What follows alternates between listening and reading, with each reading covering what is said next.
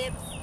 And in the saddle and also on the ground, we're teaching him to give to pressure. I am teaching him to give to pressure, move away from pressure.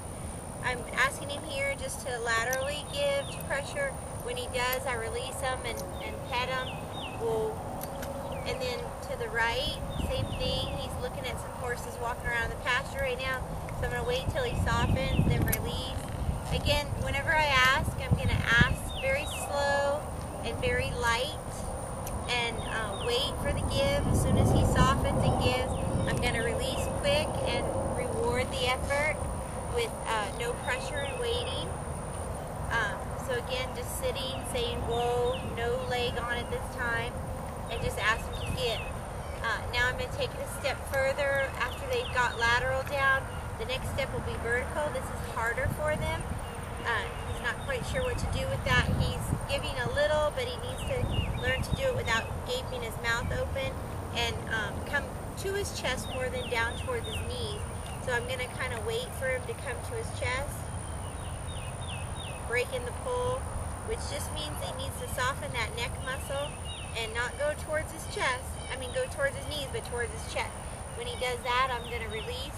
And if you'll notice, each time it happens a little bit quicker as he's starting to figure out if I give to this pressure, I can make it go away with the right answer. So that's our next step of things to work on. Back. When we back with leg and hand. Now I'm going to ask him to, again, laterally flex whoa. This is your emergency brake. If there's spook or start bucking, this is your one rein stop, emergency brake. Then you want to add your leg in the back cinch, cluck, and disengage the hindquarters. This serves two purposes. When a colt's spooky, it gets them back on their attention on you, and then it also desensitizes them to leg, where he's a little oversensitive to leg. He's actually bucked on me once when he got some muddy water loping and it scared him.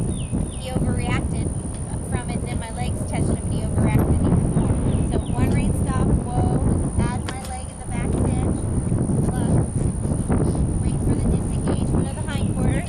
For each step, I take my calf pressure off. I'm not using my boot or my spur. I'm only using my calf pressure because he's pretty light. So I'm going to show you now my circle work that I've been doing with him and what we're working on there.